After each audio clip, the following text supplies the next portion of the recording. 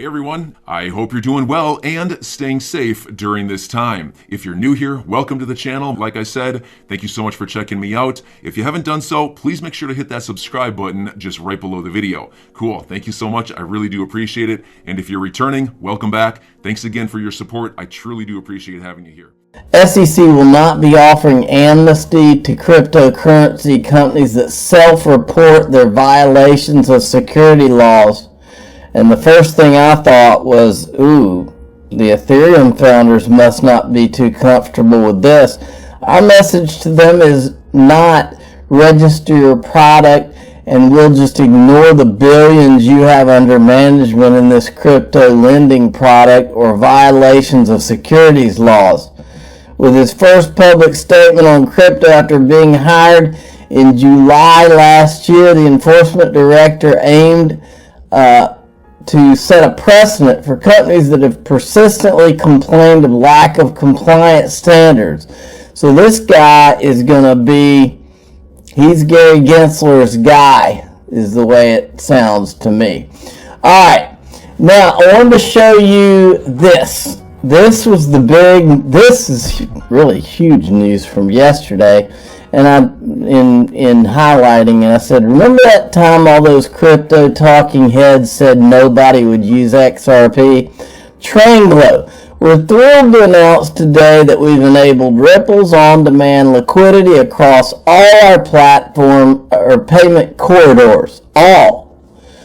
This comes after, wait, they've got a thread here. This comes after a successful pilot ODL deployment last September, which saw 250,000 transactions worth of USD 48M processed in 100 days.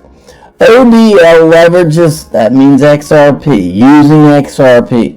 ODL leverages XRP to bridge currencies, allowing business to perform instant cross-border payments without costly pre-funding.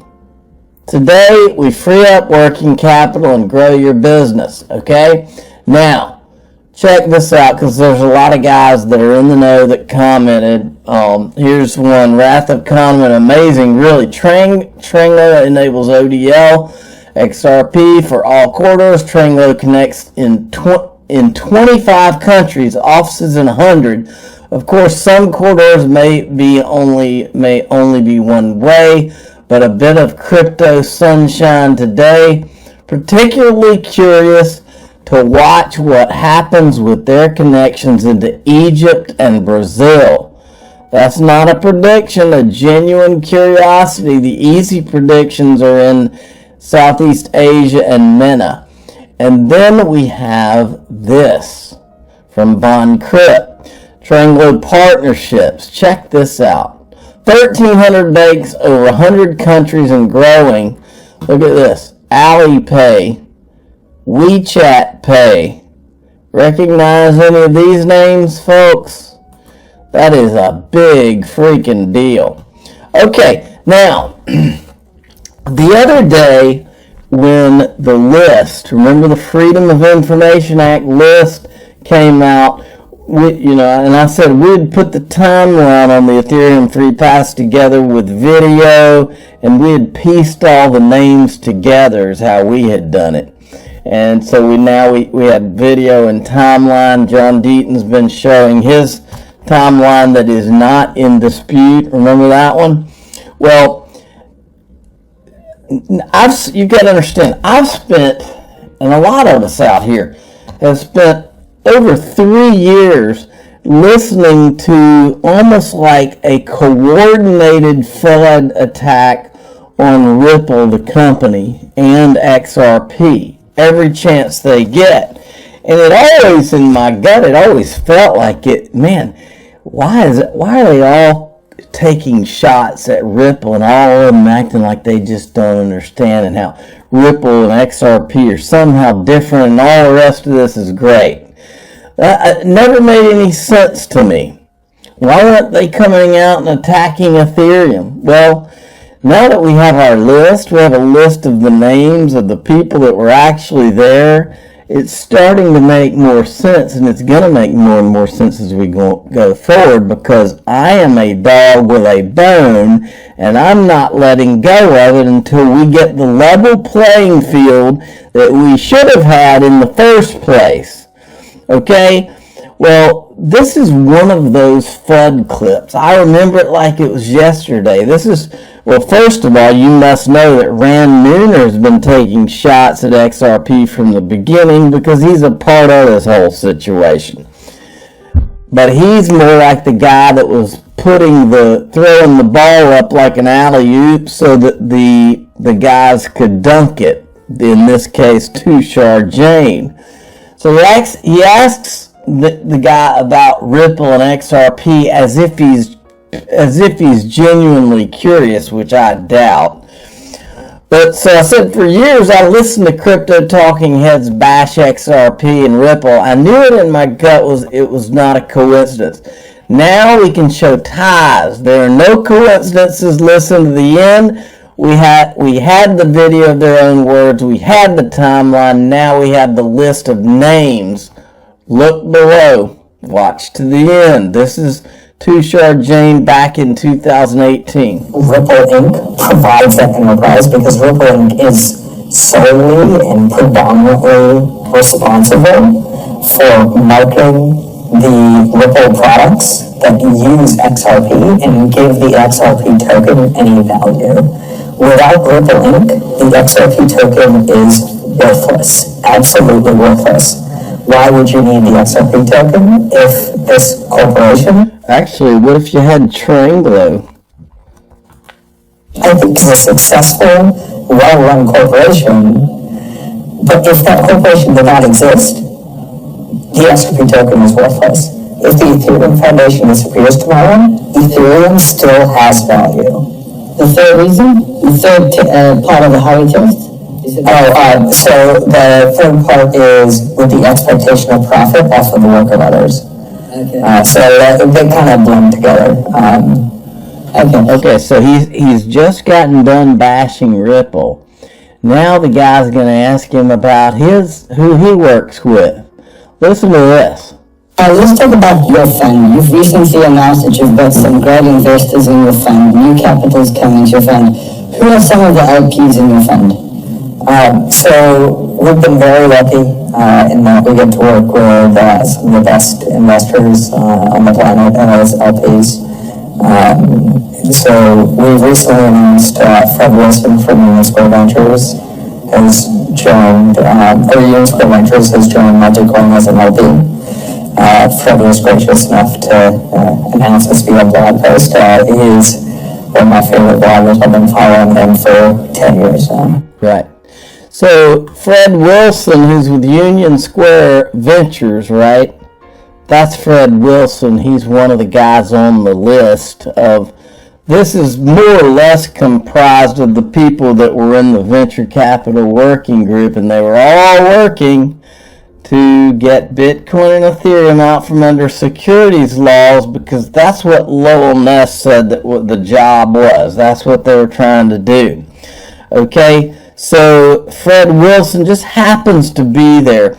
And the other thing to note about Tushar Jain is he used the same exact argument that he used a very similar argument anyway to what Mike Novogratz always said. He'd always go out and just act like, I just don't understand this thing. I understand the value of Ripple, the company. It's great. But I just don't understand the value, how XRP has any value. Same thing, same argument used by Mike Novogratz, who is also on the list. And I am not saying that Fred Wilson told Tushar Jain to go out and toe this line. I'm just saying that this whole grouping of people seem to all be toting that same line. And it was almost like a cadence, folks. Okay, let's look at this. Bank run accelerates in Moscow. Check this out.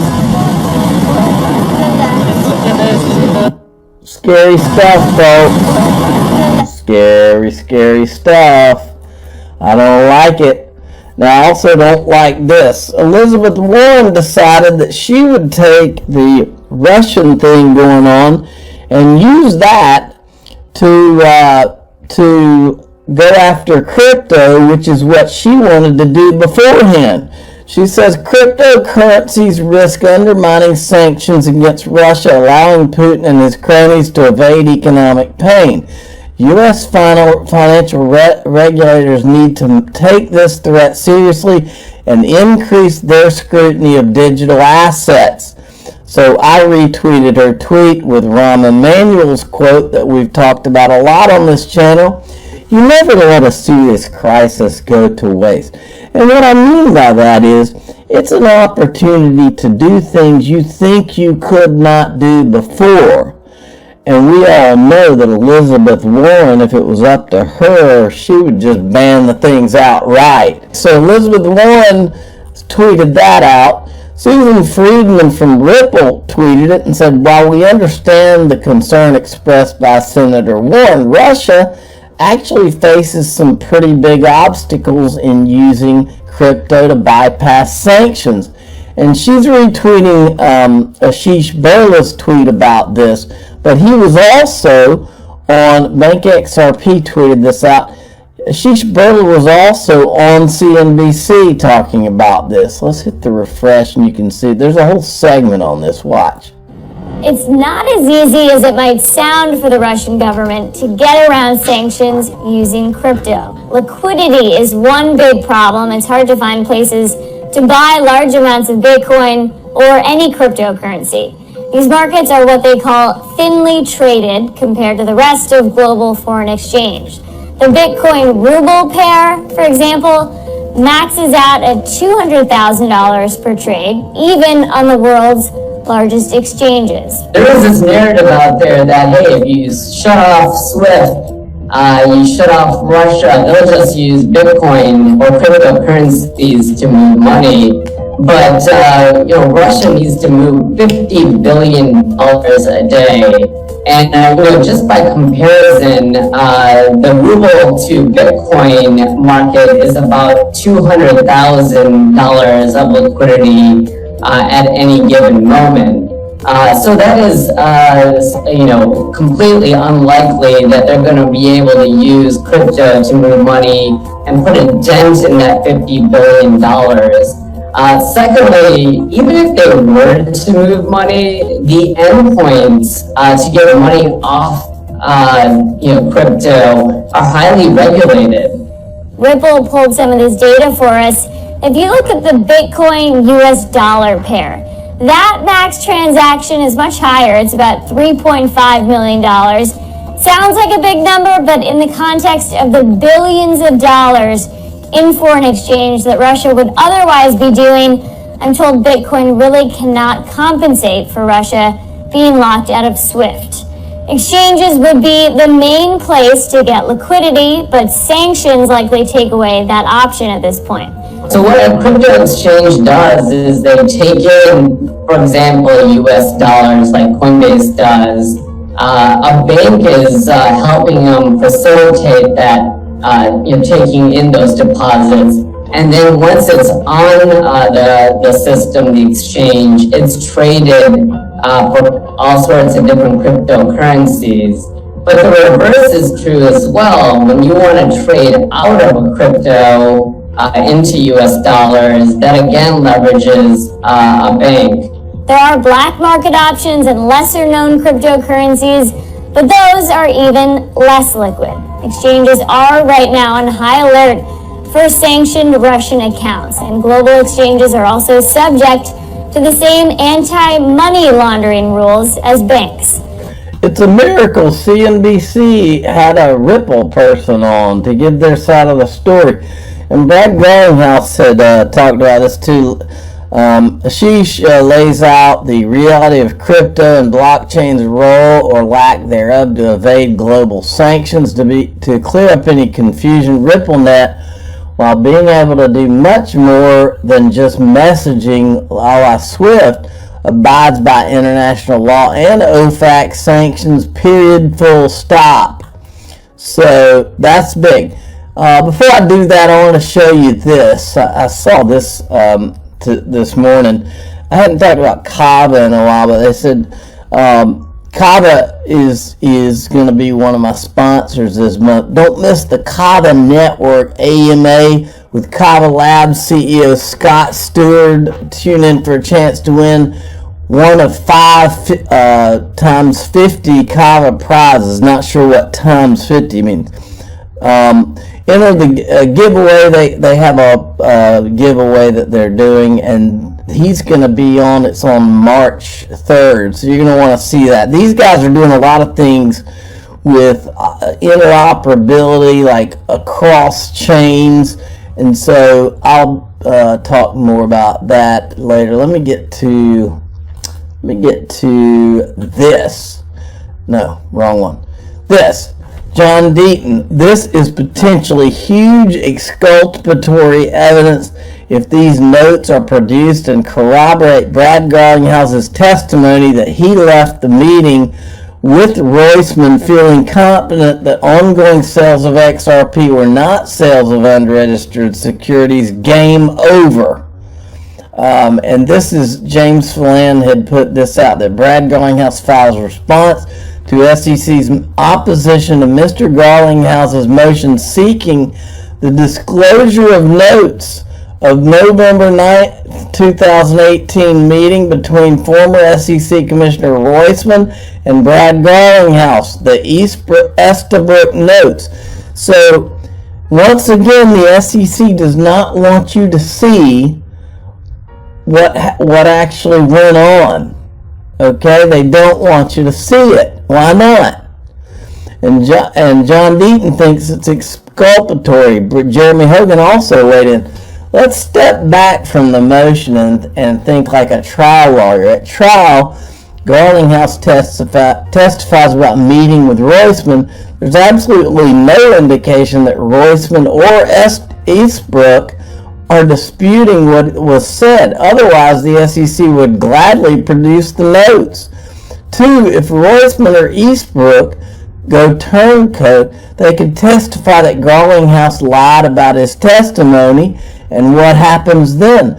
That's right, Ripple gets to impeach the heck out of them with the Estabrook notes, which lose DPP privilege the moment they talk about the meeting, which means the SEC has no evidence at all about the meeting, but can only argue that Garlinghouse's testimony is self-serving, and all testimony is self-serving. That's very times 2 weak sauce. By which I mean to say, whenever the judge rules, the SEC is already dead here. Interesting stuff happening, folks. And then this from Jeremy Hogan. Yes, 1 hour settlement discussion happened a couple of months ago. It didn't settle, which means that the next most likely settlement time would be at mediation, see arrow below, which will be hosted by the one and only Judge Netburn, who has seen all the documents in camera. And it says 14 days following the close of fact discovery. Somebody told me that fact discovery ended yesterday. Does that mean that they have to do settlement talks within 14 days? I'm not 100% sure, but that might be the case. Now, remember this that came out from what Empower and Jason Foster had done that I showed you? Freedom of Information Act. These are the people, personnel from the Enterprise Ethereum Alliance with those email addresses who were in contact with Bill Hinman from May 2017 to December 2020, which is during the time frame of the Ethereum Free Pass discussions. Well, I decided to help people out. So I went person by person and added what company or law firm they were with. I'm your guy. I will keep you posted. I'm your advocate. I'll be back on a daily basis, usually multiple times per day, with these videos to keep you updated with everything going on. So, I hope you enjoyed the video. If you haven't done so, make sure to hit that subscribe button. Feel free to share any of my videos with your friends, family, social media, or anybody who may care to listen. Thanks so much for your continued support. I'm always here for you. I want to help you through this time. So thank you so much for continuing to choose me. Enjoy your day, stay safe, and I'll catch you again probably in a couple hours. Thanks, everybody. See you later.